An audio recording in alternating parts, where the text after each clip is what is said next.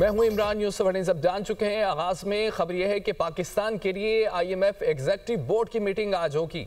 $1.2 अरब की मंजूरी दी जाएगी। पाकिस्तान के लिए IMF के एग्जीक्यूटिव बोर्ड के इजलास का शेड्यूल जारी।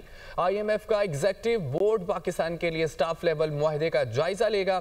आलमी मालियाती इदारा मौजूदा कर्ज प्रोग्राम की $1 अरब की किस्त जारी कर सकता है। मौसमियाती तब्दीलियों से मुतालिक RSF फंड्स की $20 करोड़ की पहली किस्त जारी होने का भी इम्कान है। पाकिस्तान ने 37 माह का मौजूदा कर्ज प्रोग्राम सितंबर 2024 में हासिल किया था। पाकिस्तान के लिए IMF एग्जीक्यूटिव बोर्ड की मीटिंग आज होगी। जमहूरिया इंडोनेशिया के सदर आज पाकिस्तान का सरकारी दौरा करेंगे। अहम बुज़रा सीनियर हुक्काम पर मुश्तमिल आला सतह का वफ्द भी उनके हमरा होगा। सदर इंडोनेशिया का दौरा इस लिहाज से भी खुसूसी अहमियत रखता है कि इस साल पाकिस्तान और इंडोनेशिया के दरमियान सफारती ताल्लुकात के क़याम की 75वीं सालगिरह मनाई जा रही है। खुसूसी रिपोर्ट देखिए।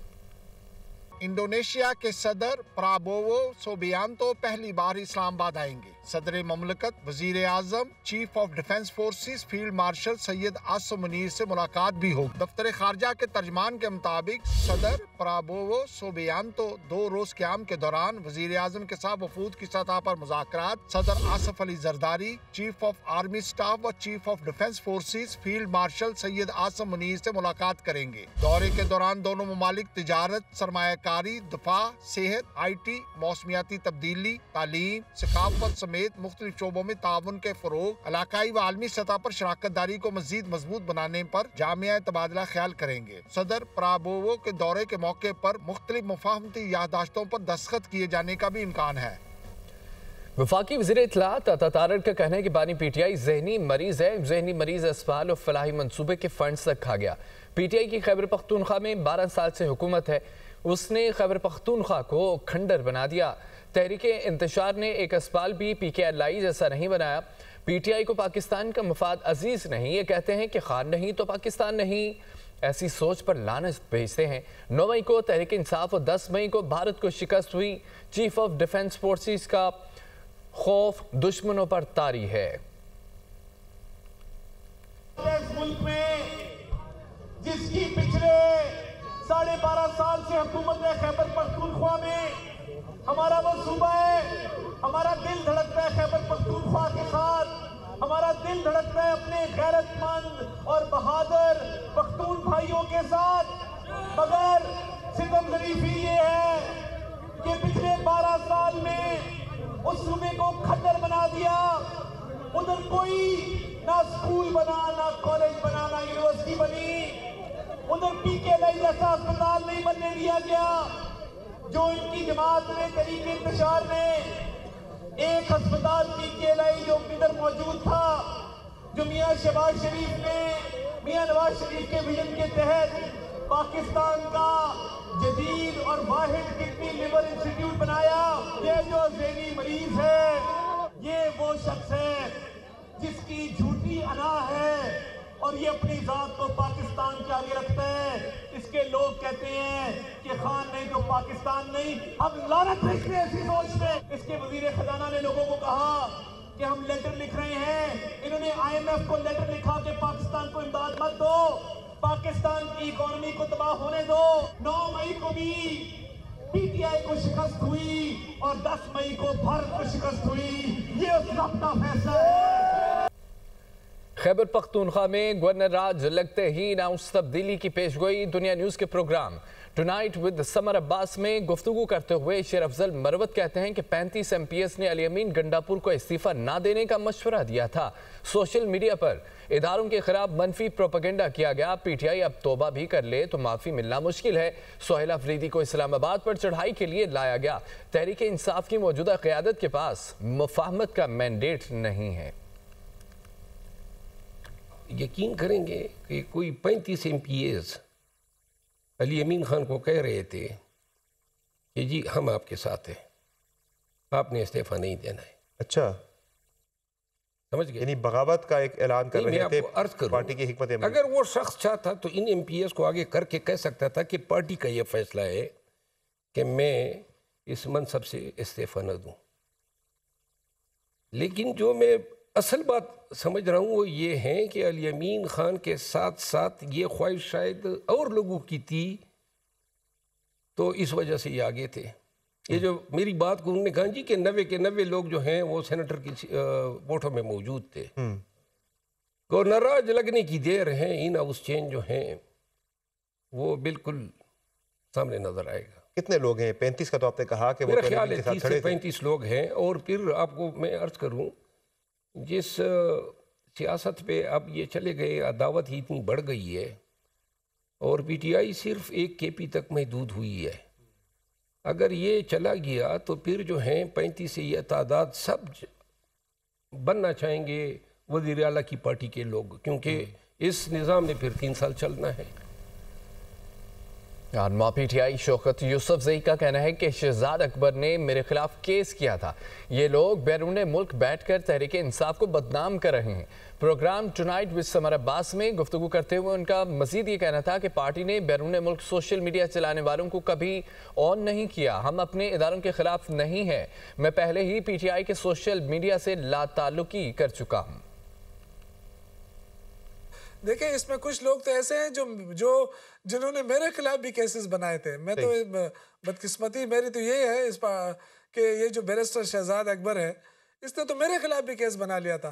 तो इसका क्या कहना है? ये तो देखें, ये लोग बाहर बैठकर अगर पार्टी को बदनाम कर रहे हैं, हमने नहीं इनको कहा कि आप अमल नहीं करें, उससे तो ये पैसे कमा रहे हैं, हमें कोई फायदा नहीं हो रहा है। इस तरह देखिए, हमें नहीं, पूरी पार्टी कभी भी ये किसी ने और नहीं किया है। जो बाहर बैठकर देखें, हमने अपने इदारों के खिलाफ है। नाज़रीन, कराची में एफटीसी के करीब कौम परस्त जमात की रैली, मुजाहिरीन का रेड जोन में दाखिले की कोशिश पर हंगामा आराई। पुलिस मोबाइल पर पथराव किया गया। मुश्तिल अफराद ने एम्बुलेंस पर लाठियों की बारिश कर दी, शीशे तोड़ दिए। पुलिस की मुजाहिरीन को मुंतशिर करने के लिए शेलिंग। पुरतशद्दुद वाक़यात में मुलविस 12 शरपसंद गिरफ्तार कर लिए गए। पुलिस की मुदियत में सदर थाने में 300 से ज़ायद अफराद के खिलाफ मुकदमा दर्ज। मुकदमे में इक़दाम कत्ल, दहशतगर्दी, हंगामा आराई और तोड़ फोड़ की दफात शामिल है। रैली में शामिल अफराद ने पुलिस पर डंडों और पत्थरों से हमला किया। ट्रांसपोर्टर्स की मुत्तहिदा एक्शन कमेटी का आज से पहिया जाम हड़ताल का ऐलान है। असमतुल्लाह न्याजी कहते हैं कि हड़ताल की कॉल में पूरे पाकिस्तान के ट्रांसपोर्टर्स शामिल हो चुके हैं। हम इंतशार नहीं फैला रहे, अपना कारोबार बंद कर रहे हैं। पंजाब हुकूमत ट्रैफिक तरमीमी ऑर्डिनेंस वापस ले। बाबू साबू लाहौर में ट्रांसपोर्टर्स की मुत्तहिदा एक्शन कमेटी के रहनुमाओं की प्रेस कॉन्फ्रेंस। चेयरमैन असमतुल्लाह न्याजी ने कहा कि हमने हड़ताल की कॉल पंजाब की हद तक दी थी, अब पूरे पाकिस्तान के ट्रांसपोर्टर्स इसमें शामिल हो चुके। सूबाई वज़ीर ट्रांसपोर्ट बिलाल अकबर खान ने मीटिंग के लिए कहा है, मैं कहता हूँ कि आज ही मीटिंग करनी चाहिए थी। वज़ीर आला मरीम नवाज हमारी लीडर हैं, वो ये जालिमाना ट्रैफिक ऑर्डिनेंस वापस लें। ट्रांसपोर्टर्स को मुतल्लिका हुकाम के साथ बिठाकर कानून बनाया जाए। पूरी पाकिस्तान में हमने तो सिर्फ पंजाब की कॉल दी थी, पाकिस्तान खुद इसमें शामिल हो गया। हम लोग पुरअमन तौर पर अपना कारोबार बंद कर रहे हैं, अपनी गाड़ियाँ अपने घरों में खड़ी कर रहे हैं। अभी तक देखे ना, हमारा मिनिस्टर ट्रांसपोर्ट है, आज मुझे पैगाम आया है जी कि कल आपकी मीटिंग है। आज क्यों नहीं थी? आज होनी चाहिए थी मीटिंग। अगर कोई ये कानून जो बनाया गलत लोगों ने, तो कम से कम इसको देखें। प्रेस कॉन्फ्रेंस में मरकजी सदर mini मजदा goods transport association Chaudhary शेर अली ने कहा कि हम तमाम ट्रांसपोर्टर्स अपने हक के लिए हड़ताल में शामिल होंगे। पाकिस्तान मिनी मजदा एसोसिएशन पूरे पाकिस्तान में हड़ताली कैंप लगाएगी, अपने दफ्तरों के बाहर अपना वादा करेगी, और जब तक ये ऑर्डिनेंस वापस नहीं लिया जाएगा उस वक्त तक ये काला कानून है, ये काला आइन है, ये हमारे खिलाफ है। हम इसको जब तक वापस नहीं लेंगे। इस मौके पर दीगर ट्रांसपोर्ट रहनुमाओं ने भी खताब के दौरान ट्रैफिक तरमीमी ऑर्डिनेंस को फौरी वापस लेने और भारी जुर्माने मुकदमात का इंदराज बंद करने का मुतालबा किया। वफाकी वज़ीर अली परवेज मलिक ने कहा है कि पिछले चंद दिन से बहुत सी कयास आराइयाँ चल रही थी। Field marshal Syed Asim Munir chief of defence forces तैनात हो चुके हैं। हमारी तमाम फोर्सेस मिलकर अपने से कई गुना बड़े दुश्मन को शिकस्त दे सकती है। हमने मिलकर पाकिस्तान को मुआशी तौर पर मजबूत करना है। हमें खारजा महाज पर वज़ीर आज़म शहबाज शरीफ इसहाक डार की सरबराही में इज्जत मिली। हुकूमत आज महंगाई पर लगाम डालती नजर आती है। अखराजात को मुस्तकिल बुनियाद पर कम किया जा रहा है। बलोचिस्तान शायद तरक्की के सफ़र में पीछे रह गया था। तो इसको भी आगे लाने की कोशिश हो रही है। बहुत सी कियासराइयाँ पिछले चंद दिनों से चल रही थीं। आप जानते हैं सैयद आसिम मुनीर साहब के नोटिफिकेशन होने के बाद अब अल्लाह ताला के फजलो करम से वो चीफ ऑफ डिफेंस फोर्सेस तैनात हो भी चुके हैं। अगर मिल के अच्छे कोऑर्डिनेटेड अंदाज के अंदर निज़ाम को आगे लेके चलें तो अपने से कहीं गुना बड़े दुश्मन को भी हार दे सकते हैं। मेरे ख़्याल से जो ख़ारजा महाज के ऊपर भी हमें शहबाज शरीफ साहब और इसहाक डार साहब की सरबराही में जो इज़्ज़त मिली है, मेरे ख़्याल से 1 मिनट उसको भी सराहना, उसको भी एक्नॉलेज करना बड़ा ज़रूरी है।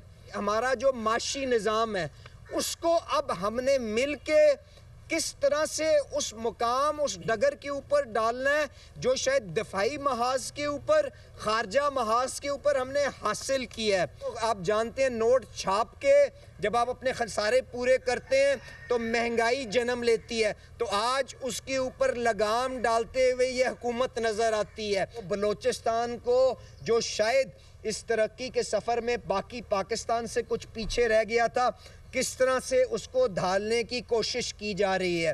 पहले से फेज़ के अंदर तकरीबन 4 लाख टन कॉपर एक्सपोर्ट करेगा।